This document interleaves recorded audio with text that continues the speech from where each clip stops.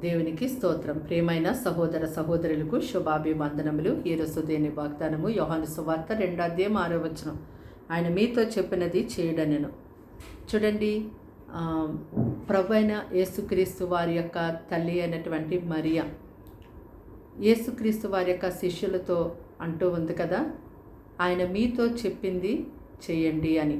అంటే యేసు ప్రభు వారు చెప్పినట్టుగా చేసినప్పుడు అక్కడ ఎంతో దేవుని యొక్క ఆశీర్వాదం ఉంటుందని, ఆయన యొక్క గొప్ప కార్యములు అక్కడ జరుగుతాయని ఆవిడికి తెలుసు. కాబట్టి ఆయన మీతో చెప్పింది చేయండి అని వారితో మాట్లాడుతూ ఉంది. ఈ దినాన దేవుడు ఈ లోకములో ఉన్నటువంటి జనులందరితో ప్రతిరోజు ఈ సృష్టిలో నుండి, అలాగే ప్రతి వ్యక్తి యొక్క పరిస్థితుల్లో నుండి, అలాగే తన వాక్యము ద్వారా, తన సేవకుల ద్వారా, తన ప్రజల ద్వారా ప్రతి ఒక్కరిలో ఉండి ఆయన ఏదో ఒక విషయాన్ని ప్రతిరోజు ప్రతి ఒక్కరితో మాట్లాడుతూనే ఉంటారు. అయితే మరి దేవుడు మాట్లాడుతున్నారు, ఈ విధంగా దేవుడు నాకు తెలియచేస్తున్నారని గ్రహింపు ఈ లోక జనులలో లేదు.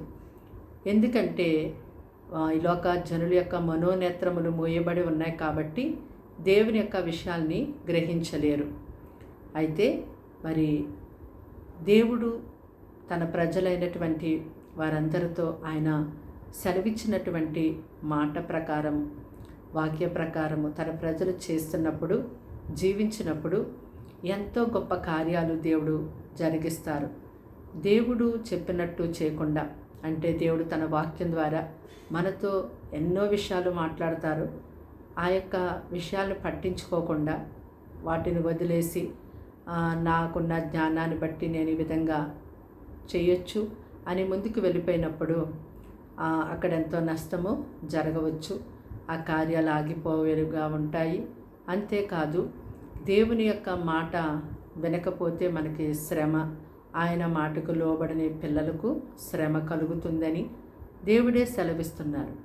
కనుక దేవుడు మీకు వాక్యం ద్వారా కానీ, సేవకుల్లో ఉండి, మీ యొక్క తోటి సహోదరులో ఉండి మీతో మాట్లాడుతున్నప్పుడు, హెచ్చరిస్తున్నప్పుడు, గద్దిస్తున్నప్పుడు, ఖండిస్తున్నప్పుడు ఆయన మీకు మేలు కలుగుతుందని ఆయన మీకు తెలియచేస్తున్నటువంటి వాక్యానికి మీరు లోబడినట్టయితే తప్పకుండా కానా విందులో దేవుడు ఎలాగైతే నీళ్లను ద్రాక్షారసముగా మార్చారో అలాగా మీ జీవితంలో కూడా గొప్ప కార్యములను దేవుడు జరిగిస్తారు. ఆయన మాట వింటే చాలు, మరి మనలో జీవము, ఆయన యొక్క ఆశీర్వాదము, నెమ్మది, సమాధానం మనలో గొప్పగా కలుగుతుంది. కనుక దేవుని యొక్క మాట వినకుండా ఈ లోక మనుషులు, ఈ లోకంలో ఉన్నటువంటి వాటి యొక్క మాటలు మనం వింటూ వెళ్తున్నప్పుడు మనకి, మన జీవితానికి ఎంతో నష్టం కలుగుతుంది.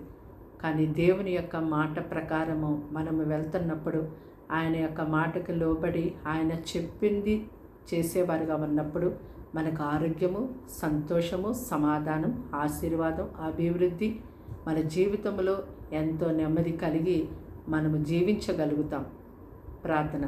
దేవానికి వందనములు, స్తోత్రాలు, స్తుతులు చెల్లిస్తున్నాం తండ్రి. ఈ మాటలు వింటున్నాను బిడ్డల్ని రక్తంతో కడిగి ముట్టి స్వస్థపరిచి బలపరచండి. వారికి, వారింటి వారికి రక్షణ ఇవ్వండి. వీరందరూ కూడా నీ మాట వినేవారిగా వీరు లేవనెత్తండి. నీ మాట వినకుండా, నీకు లోబడకుండా ఏదైతే వారిని అడ్డగిస్తుందో దాన్ని నేస్తున్నాం. ఇప్పుడే వారి యొద్ద నుంచి దూరపరుస్తున్నాం, అగ్నిలో కాల్చివేస్తున్నాం. ఆ బంధకమును, ఆటంకమును లైవ్ చేస్తున్నాం. తండ్రితనమంతా వారికి తోడుగా నీడగొండండి. కీడు శోధన పని తప్పించండి.